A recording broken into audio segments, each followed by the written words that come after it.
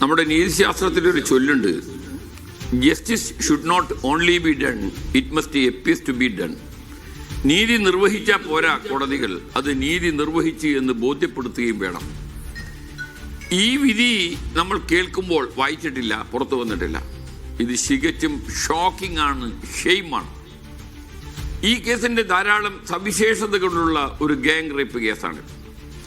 സാധാരണ rape and gang rape വളരെ രഹസ്യമായി നടക്കുന്ന ഒരു ക്രൈമാണ്. ആ ക്രിമിനൽ, ആ പെർപെട്രേറ്റർ, ആ കുറ്റകൃത്യം ചെയ്യുന്ന ആൾ ഇതിന് ഏറ്റവും രഹസ്യമായി ചെയ്യുന്ന കുറ്റകൃത്യങ്ങളിൽ ഒന്നാണ് റേപ്പ്. അത് സാധാരണ ഐ വിറ്റ്നസ് ഉണ്ടാവാത്തൊരു കേസാണ്. പക്ഷേ ഈ കേസിൽ ഈ കുറ്റകൃത്യം ചെയ്തു എന്ന് മാത്രമല്ല, അത് വീഡിയോയിൽ പകർക്കുകയും ചെയ്തിട്ടുണ്ട്. ഇതെല്ലാം അഡ്മിറ്റഡാണ്, പ്രതികളും അഡ്മിറ്റഡാണ്. പ്രതികളുടെ അഡ്മിഷൻ എന്ന് പറഞ്ഞാൽ ഈ ഡിജിറ്റൽ തെളിവ് കൊണ്ട് പ്രോസിക്യൂഷന് തെളിയിക്കാൻ സാധിച്ചതാണ്, കോടതിക്ക് നിഷേധിക്കാൻ പറ്റാത്തതാണ്. അതിനുശേഷം ഈ ഡിജിറ്റൽ തെളിവുകളെല്ലാം എത്തിക്കുന്ന ഒരു സ്ഥലമുണ്ട്, അതാണ് എട്ടാം പ്രതി. എട്ടാം പ്രതിക്ക് ഈ ഒന്നാം പ്രതി അയച്ച ഒരു സുപ്രധാനമായ കത്തുണ്ട്. അത് പ്രോസിക്യൂഷൻ 122-ാം രേഖയായി ഹാജരാക്കിയിട്ടുണ്ട്. അതിൽ അയാൾ ആവശ്യപ്പെടുന്നത് ബാക്കി കൊട്ടേഷൻ സംഖ്യ എത്തിക്കണം എന്നാണ്. എന്നിട്ട് അയാൾ അദ്ദേഹം പറയുകയാണ്, ആ കത്താണ് ഞാൻ വായിക്കുന്നത്, പലരും നിർബന്ധിക്കുന്നു, നീ എന്തിനാണ് ബലിയാടാവുന്നത് എന്ന്. നീ നിന്നെ ഏൽപ്പിച്ച ആളുടെ പേര് പറയുകയാണെങ്കിൽ വിക്ടിം പോലും എന്നോട് മാപ്പ് പറയുമായിരുന്നു. വിക്ടിമിന്റെ ആളുകളും ചേട്ടൻ ശത്രുക്കളെ എന്നെ വന്ന് കാണുന്നുണ്ട്. അപ്പൊ ബാക്കി പോലീസ് പിടിക്കുകയാണെങ്കിൽ കൊട്ടേഷൻ സംഖ്യ 3 കോടി, പോലീസ് പിടിയിൽ വന്നില്ലെങ്കിൽ 1.5 കോടി. ആ ബാക്കി സംഖ്യക്ക് ആവശ്യപ്പെടുകയാണ് ഈ 122-ാം രേഖ അനുസരിച്ച്. മറ്റൊരു പ്രധാനപ്പെട്ട രേഖ, ഞാൻ ഈ കീഴ്ക്കോടതിയുടെ വിധി വളരെ തികച്ചും നിയമപരമായി നിലനിൽക്കാത്തതാണ്, എബ്സ്യൂഡാണ് എന്ന് നമ്മൾ നിയമദൃഷ്ടിയിൽ പറയും. ഈ 457-ാമത്തെ രേഖയുടെ ഒരു കത്ത്, ഒന്നാം പ്രതി ദിലീപിന് അയച്ച കത്ത്. അതിൽ പറയുകയാണ്, അന്ന് ഞാൻ അബാദ് പ്ലാസയിൽ വെച്ച് പ്ലാൻ ചെയ്യുമ്പോൾ സിദ്ദീഖും മറ്റെല്ലാം ഉണ്ടായിരുന്നു. എന്നാൽ ഞാൻ ആരോട് പറഞ്ഞിട്ടില്ല.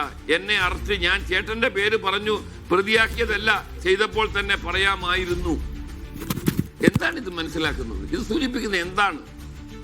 കോടതിക്ക് ഇത് കാണാൻ കഴിഞ്ഞില്ല, കോടതിക്ക് എപ്രിഷ്യേറ്റ് ചെയ്യാൻ പറ്റിയില്ല എന്നല്ലേ നമ്മൾ മനസ്സിലാക്കേണ്ടത്. ഈ കേസിൽ ഒരു സാധാരണഗതിയിൽ ക്രിമിനൽ ഗൂഢാലോചന തെളിയിക്കാൻ പ്രയാസമാണ്. പക്ഷേ സുപ്രസിദ്ധമായ രാജീവ് ഗാന്ധിയുടെ കേസിൽ സുപ്രീം കോടതി പറഞ്ഞ എന്താണെന്നറിയുമോ? എന്താണ് criminal conspiracy? Sharing of thoughts ആണ്, ചിന്ത കൈമാറ്റം മതി. ഒരു ഗൂഢാലോചന എന്ന് പറയുന്നത് രഹസ്യമായി നടക്കുന്ന സംഗതിയാണ്. അത് നേരിട്ട് തെളിവ് കൊണ്ട് അത് തെളിയിക്കാൻ സാധ്യമല്ല. എന്നാൽ ഈ കേസിൽ പതിവിൽ കവിഞ്ഞ് ഒരു ക്രിമിനൽ കോൺസ്പിറസിക്ക് ലഭിക്കാൻ സാധിക്കുന്നതിനേക്കാളും അപ്പുറം ഡിജിറ്റൽ എവിഡൻസ്, ടെസ്റ്റിമോണി, നേരിട്ടുള്ള ആളുടെ മൊഴി, രേഖാപരമായ മൊഴി, ഇതെല്ലാം കൊണ്ട് ഈ 8-ാം പ്രതിയുടെ ക്രിമിനൽ കോൺസ്പിറസി തെളിയിക്കപ്പെട്ടതാണ്. ഇതിൽ 1 മുതൽ 6 വരെ പ്രതികൾക്ക് മോട്ടീവ് റേപ്പാണെങ്കിൽ എന്തിനാണ് ഇത് വീഡിയോയിൽ പകർത്തേണ്ട ആവശ്യം? ചോദിക്കുന്ന ചോദ്യമാണ്. പിന്നെ വിക്ടിമിനും ഈ 8-ാം പ്രതിക്കുള്ള വിരോധം, അത് പ്രോസിക്യൂഷൻ തെളിയിക്കപ്പെട്ടതാണ്.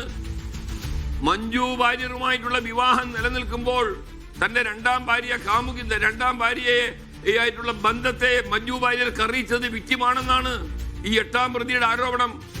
ആ ആരോപണത്തിൽ നിന്നാണ് ഈ വൈരാഗ്യം, ശത്രുത, വിരോധം മൂർജിച്ച് ഇവരെ ഇതുപോലൊരു ട്രാപ്പിലേക്ക് പെടുത്താൻ വേണ്ടി വൻ ഗൂഢാലോചന. ക്രിമിനൽ ഗൂഢാലോചനയുടെ സാധ്യതകളെല്ലാം കണ്ടെത്താൻ കഴിയുന്ന ഒരു കേസായിരുന്നിട്ട് കൂടി എന്തുകൊണ്ട് അത് പ്രൂവ് ചെയ്യപ്പെട്ടില്ല എന്നുള്ള വലിയ നിയമപരമായ ചോദ്യം അവിടെ നിൽക്കുന്നുള്ളതാണ്. ഞാൻ ഒന്ന് വരാം, അഡ്വക്കേറ്റ് അസഫ് അലി. ഇപ്പോൾ മന്ത്രി വി ശിവൻകുട്ടി സംസാരിക്കുന്നു. ഇല്ല, അസഫ് അലി, അപ്പോൾ താങ്കൾ പറയുന്നത് ക്രിമിനൽ ഗൂഢാലോചന തെളിയിക്കാൻ കഴിയുന്ന വിവരങ്ങളെല്ലാം അവൈലബിൾ ആയിരുന്ന ഒരു കേസായിരുന്നു ഈ കേസ്. പിന്നെ ഈ കേസ് എവിടെ പാളിയെന്നാണ് താങ്കൾ പറയുന്നത്? കോടതിക്ക് പാളി, കീഴ്ക്കോടതിക്ക് പാളി. സുപ്രീം കോടതി 96-ൽ ഒരു Gurmeet Singh versus state of Punjab versus Gurmeet Singh കേസിൽ പറഞ്ഞ എന്താണെന്നറിയുമോ? റേപ്പ് കേസിനെ സംബന്ധിച്ച് ഒരു വിക്ടിം എന്നെ ശാരീരികമായി, ലൈംഗികമായി മാനഭംഗപ്പെടുത്തി റേപ്പ് ചെയ്തു എന്ന് പുറത്ത് പറയുകയാണെങ്കിൽ അവർക്കറിയാം അവരുടെ ശേഷിക്കുന്ന ജീവിതകാലം മുഴുവനും പണയപ്പെടുത്തിയിട്ടാണ് അവർ പറയുന്നത്.